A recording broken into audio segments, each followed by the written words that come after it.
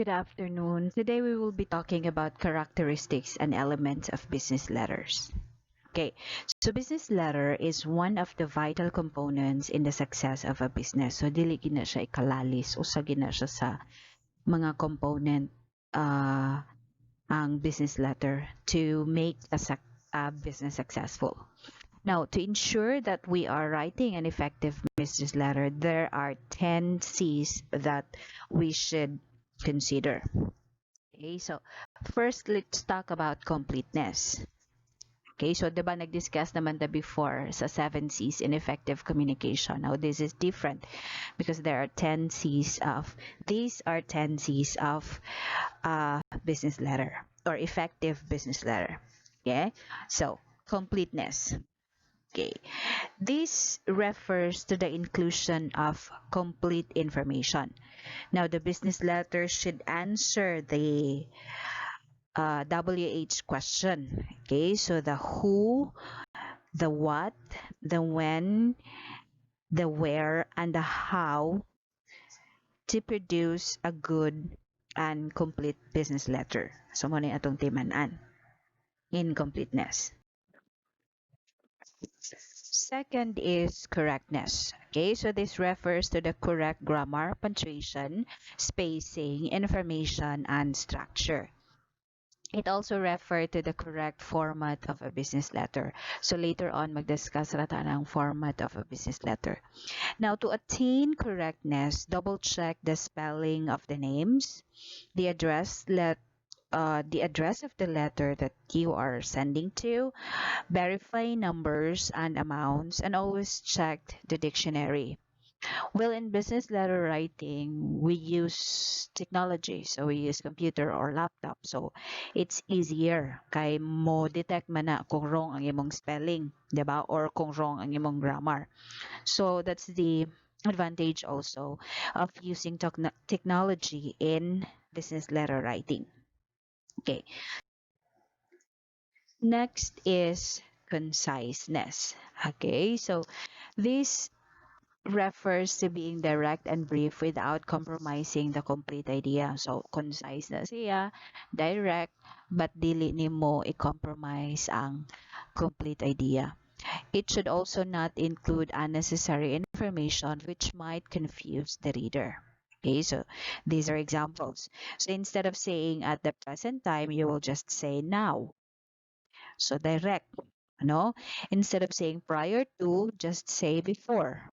Instead of saying pitch in, just say join to. Instead of saying start from scratch, you just say make new from nothing. And instead of saying meet the deadline, you just say complete the job. Okay, so dili nga klaro ra kaayo, no? Dili na nimo ma-confuse ang imong reader. Next is coherence. Okay, so this refers to the smooth flow of ideas in a business letter. Okay, so the content of a business letter should be in order and easy to follow. Some of the devices that you may use to achieve coherence are use of synonyms, use of transitional words, use of pointers, use of repetition of words, and use of sentence patterns. Dili kay ang imong business letter, ang imong paragraph 1, dili coherent sa imong paragraph 2 or 3. So, na coherent na siya. However, you just use mga transitional words. Okay? Next is clarity. Okay, so this refers to the readability of information, which is easy to understand.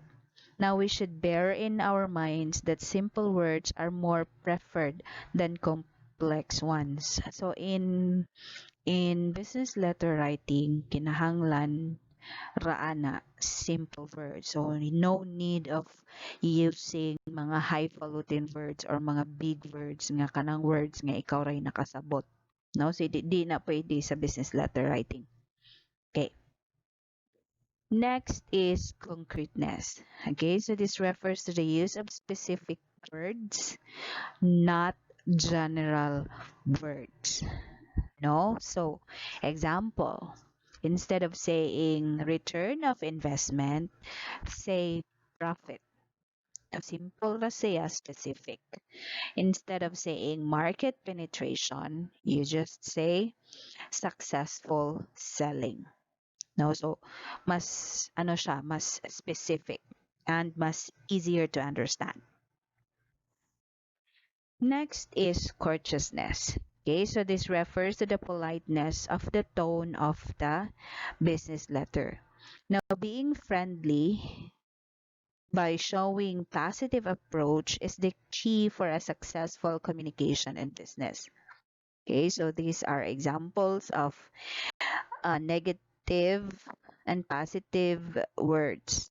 But again, positive words are more preferred in doing business.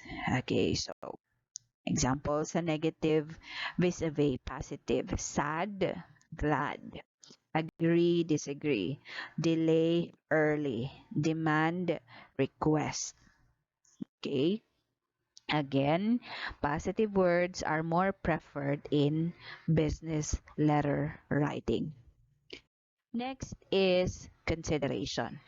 Okay, so this refers to the use of professional tone to show respect to the reader of the letter. Also, we need to anticipate the you attitude in writing our letter. Okay, so example, instead of saying, we are glad to offer you the best services, now we will say, you will be pleased to find must-try services in our branch near you.